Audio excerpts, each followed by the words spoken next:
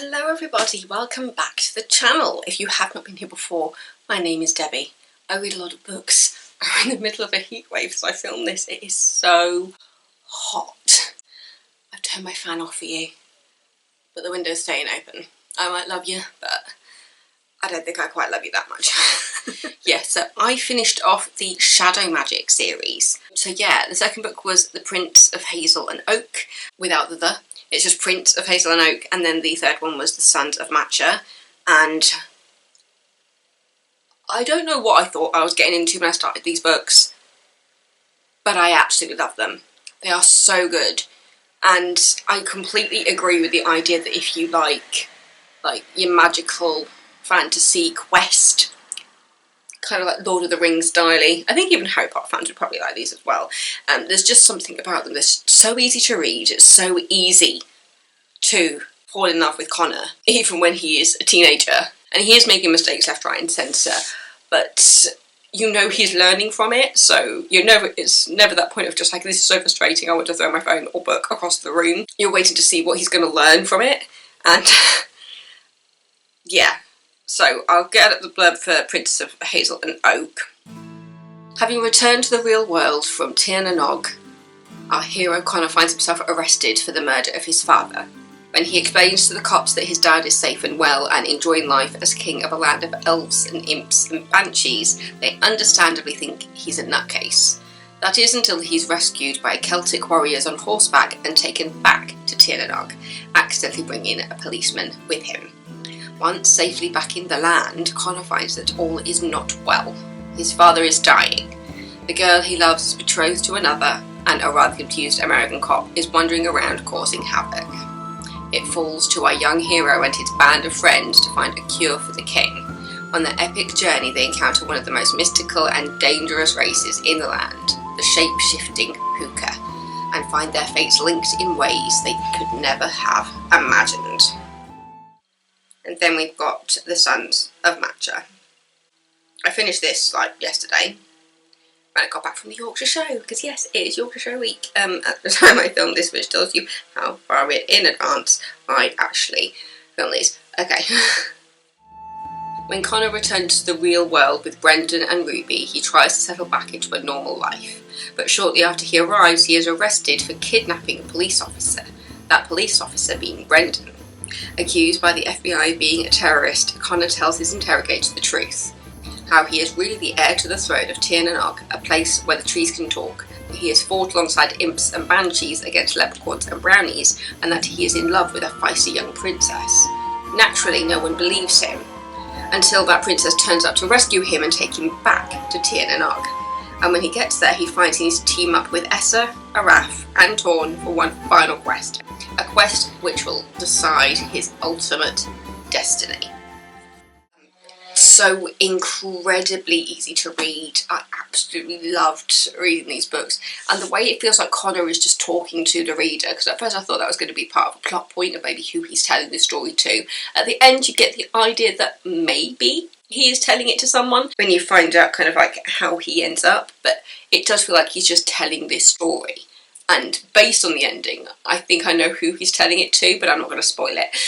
But yeah, so as I said at the beginning of the first book, you've got Connor and his father living in the real world, and then suddenly people on horseback come and break their door down, and they're taken to Tir na Nog, which Connor finds out is actually where his father is from. He finally gets his mother back, and he finds out about this sibling rivalry between his father and his uncle, and yeah, it all comes back to the family drama. It is essentially a family saga at the heart of this, but it does also have romance in there for Connor. I think by the end of it he has like 3 different girls over him, and I love the fact that one of them is Mermaid. It's the alternative word for a mermaid, and that's Gracie, as in grey the colour, and sea as in the sea, rather than the Gracie that you'd think it would be. No, it's grey sea, which I just thought was a brilliant play on words, and you fall in love with Gracie, the mermaid, the mermaid, and you find out that in this case, I was going to say mermaids just to make things easier, but mermaids are healers, and so it's really nice seeing Gracie's role in it, because she's kind of thought of as being a bit annoying, and but she very much loves Connor, and Connor admits that the first time you kiss a mermaid is like one of the most magical moments. So yeah, because you've got Essa, who is like the main love interest, I guess, but then you've also got when Essa gets engaged to somebody else in the second book, that leaves Connor open to other relationships. Yes, it was just a full-on quest. If you like Lord of the Rings, I'm pretty sure you'll love this, and it doesn't veer off as much as Lord of the Rings does. I still need to watch the movies because I never watched them. It was like Harry Potter versus Lord of the Rings when I was a teenager, and it's just like, I'm Harry Potter, and these days nobody even knows what to do with the fact that they grew up with Harry Potter and loved it so much, when they don't agree with what the author is doing at all. I'm not going to go off on that tangent because I've already done it a million times, but yeah, it's just such a wonderful fantasy series. When I look at the reviews on Amazon, it seems that it was a series that a lot of people loved, and I had never heard of it until I noticed that it was just a book in my Kindle. And so I was just like, it's in my Kindle, why not read it? Because I've got so many books that I downloaded to my Kindle when I first got it. And it was looking through at all the free books, the books that were 99p, some that have really strange front covers, but when you look into it, it looks like it's got a really good story at the heart of it. I've read some amazing books by just looking at kind of that side of things. And yeah, I'm guessing I found this for 99p back in the day. And then I've finally read it, and it was just so wonderful. It's a full coming of age story because Connor is like 17 in the first book, and it all feels like it happens very quickly because at the end of the first book he comes home and then he's pretty much arrested almost straight away because everybody thinks his father is missing. They think that Connor killed his father, and he's there going, no, he's fine, he's just gone back home. But then when he does come back, he finds out that his father is not well, because at the end of the first book, with the whole... I need to explain things if you haven't been here before. Connor's father didn't have a right hand. He cut off his hand when he was younger to win a race against his brother, who throughout the book is like the evil brother. And at the end of the first book, he gets that hand back. Is it the first book or is it the second book? Either way, at some point in the story, he gets his hand back and with magic reattaches it to his body.